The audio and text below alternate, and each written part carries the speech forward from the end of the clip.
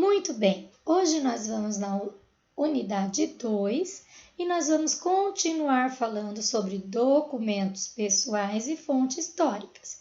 Então, vai lá na apostila de vocês, abrem História na unidade 2, na página 24. Nós vamos fazer da 24 até a 26, ok? E nós vamos começar falando sobre registro da história. O que é registro da história, professora? O registro é o que comprova em caso de disputa de autoria, quem tem a autoria na criação. Então, por exemplo, esse vídeo que eu estou fazendo com vocês, a autoria é minha. Então, se alguém pegar o meu vídeo, eu posso ir lá e falar, não, esse vídeo é meu. Eu tenho a autoria desse vídeo, esse vídeo pertence a mim, ok? Então, olha lá, fontes históricas, a professora colocou aqui, as fontes históricas. Tipos de fontes, pode ser escrita, orais, que é que nós estamos falando, sonoros, que é os sons, visuais, documentos oficiais, documentos particulares, publicações científicas e imprensa. Tudo isso também é uma forma de fonte histórica, porque são coisas que aconteceram e foram registradas no papel, certo? Vamos para a página 24. Na página 24, tá bem apagadinha aqui, tá? Então, se eu errar a leitura, alguma coisinha na leitura, é porque o meu não tá bonito igual ao de vocês. Esse aqui é um scanner, então não sai forte, a letra forte igual a de vocês, tá bom? Mas acompanhe a leitura com a professora, coloque o dedinho e acompanhe com a professora. Nesta unidade, vimos que alguns documentos pessoais. Você percebeu como eles podem ser usados para obter informações sobre uma pessoa e sobre a história de vida? Por isso, esses documentos são registros importantes e todos têm direito de tê-los. Vamos conhecer agora outro tipo de registros da história, que também são chamados de fontes históricas. As fontes históricas são usadas para estudar fatos do passado e elas são diferentes entre si. Algumas dessas fontes podem ser materiais, como cartas, fotografias, documentos e diários, e outras podem ser imateriais, como as nossas lembranças e costumes. Assim, para existirem as fontes, precisam ser preservadas para que outras pessoas no futuro tenham acesso a ela. Lembra? Tem mamães que fazem diário quando o bebê nasce, escreve o que ele fez no primeiro dia, qual foi os fatos que aconteceram no dia que ele nasceu e um monte de outras informações. Isso faz parte da fonte histórica de uma criança, mas por meio da escrita, por meio de fotografias, não é? Por meio de documentos da época, isso também é uma fonte histórica. Agora, fonte escrita. Além dos documentos pessoais, como as que vimos anteriormente, há vários outros tipos de fontes escritas. Olha aqui, fonte escrita, como cartas, boletins escolares, letras de músicas, livros, leis e documentos oficiais, entre outros. Observe o exemplo de uma lei, Lei número 8.069, de 13 de julho de 1990, dispõe sobre o Estatuto da Criança e do Adolescente e das outras providências. O Presidente da República faço saber que o Congresso Nacional decreta e eu sanciono a seguinte lei. Título 1. Das disposições preliminares. Então, tudo isso aqui é uma lei, que também virou uma fonte histórica. Por que, professora, virou uma fonte histórica? Porque é uma lei. Então, criou-se uma lei, foi para o papel e esse papel determinou por várias assinaturas de presidentes, de senadores, entre outros, né?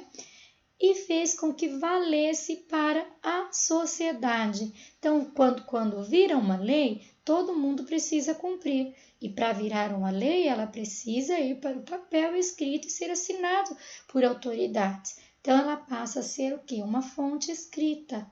Então, isso vai servir para o quê? Para o futuro, não é? Aí eles podem modificar essa lei, mas para modificar, eles precisam também mexer nessa lei, colocar no papel e fazer uma nova fonte escrita, que continua valendo. E futuramente, né, nós vamos ver que, ó, para você ver que foi feito, ó, em 1990.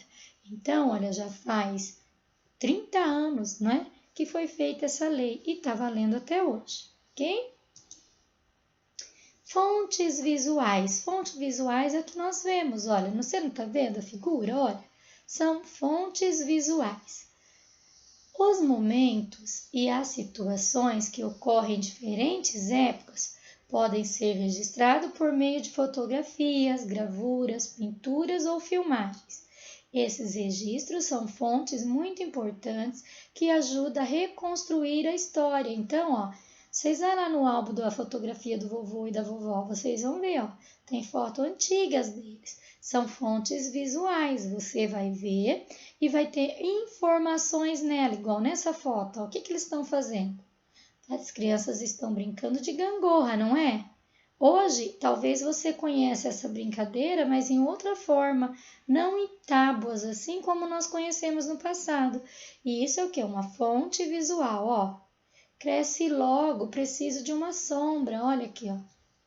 Ele cortou todas as árvores e agora ele está lá morrendo de calor, não é? Aí ele plantou uma plantinha e está esperando que ela o quê? Cresça logo para poder dar uma sombra para ele, não é uma fonte visual? Está mostrando que, ó, não podemos desmatar, cortar árvores, porque no futuro vai fazer falta, não é verdade? Então, ela também é uma fonte visual. Isso daqui é uma fonte visual? Sim, ó, tá falando, ó, mostrando a vista do Rio de Janeiro, olha. Mas isso, acho que muitos e muitos anos atrás, não é? Então, olha para você ver como é importante as fontes visuais. Eu esqueci de falar para você, essa atividade está na página 25, ó. Aí, se você ficar curioso, ficou curioso? Você gosta da obra de Thomas Ender? Para conhecer mais sobre esse pintor, aquarelista, gravador e desenhista austríaco, acesse o site. Então, você pode acessar esse site aqui, se você ficar curioso para ver as obras de Thomas Ender, tá? Pode ficar bem à vontade, mas lógico, não precisa ser agora. Pode ser em outro momento de curiosidade seu, porque às vezes a mamãe e o papai não têm tempo para fazer isso agora, mas depois, quando estiver mais tranquilo, você pode fazer, ok? Página 27, tá bem clarinha aqui, né? As fontes orais, aqui eu vou explicar, ó, porque tá bem ruinzinho de ler. As fontes orais são as fontes que nós falamos, né? Por exemplo, eu tô aqui dando uma aula para você, é uma fonte oral. No futuro, lá, quando você tiver moço e você pegar um vídeo da professora, você vai ver que eu estou falando oralmente com você. Então, as fontes orais, geralmente, são registro por meio de equipamentos de gravação, de vídeo ou apenas áudio. É isso que eu estou fazendo com vocês. Eu estou falando pelo áudio e falando o vídeo, não é? Não é assim? O exemplo pode ser um trecho de uma entrevista feita com outras pessoas, né?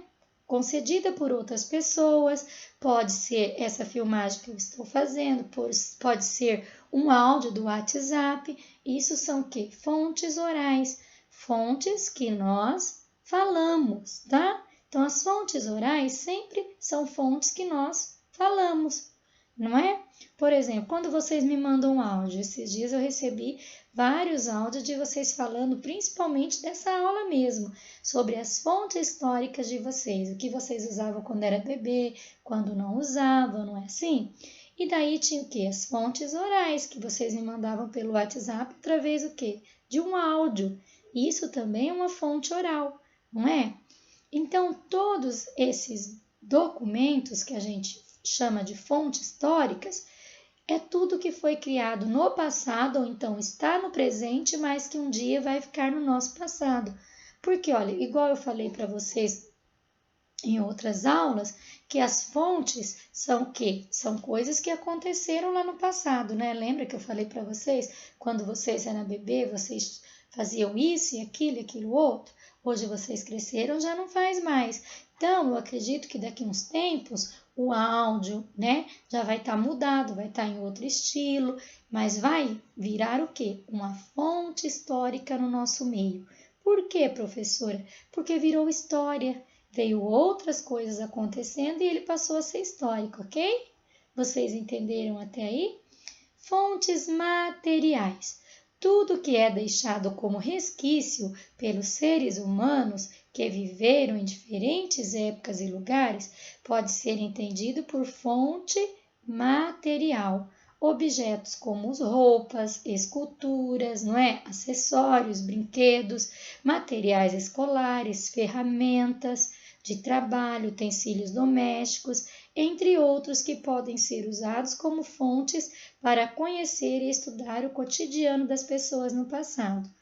Então, fontes materiais são tudo isso. Por exemplo, na próxima aula, eu já vou falar para vocês, na aula de artes, eu acho que eu já falei para vocês na aula de ontem de artes, desculpa, que as fontes materiais são o quê?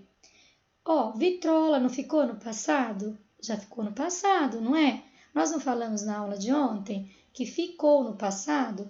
Já temos hoje o DVD, não é? O toca-disco é uma fonte material, também ficou no passado, não ficou? O toca-fitas, falei para vocês ontem, também ficou no passado. Então, as fontes materiais são coisas materiais, objetos, tipos de roupas. Tem roupas que eu mostro para vocês lá em história, que vocês falam, nossa, professora, antigamente era assim, as roupas eram assim? Sim. Por quê? Porque virou uma fonte histórica material, uma fonte material.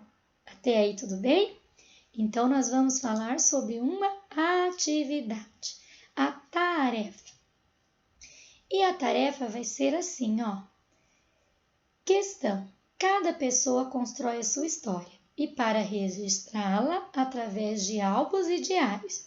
Complete as frases com as palavras do quadro. Olha aqui a palavra do quadro. Fotografia, história, historiador, pistas. A blá blá blá é o estudo dos acontecimentos do passado. Então, aqui precisa de uma palavrinha dessas daqui, ó. Vocês vão ver qual a palavrinha é que estuda o passado e vai escrever aqui. Letra B. O trabalho do blá blá blá é de levantar blá blá blá para compreender o passado. Então, vai escrever aqui. Quem que é que trabalha para levantar para compreender o passado? Letra C. Podemos conhecer fatos do passado através de objetos e álbuns. O que a gente pode conhecer de álbuns e de o que aqui? Tá?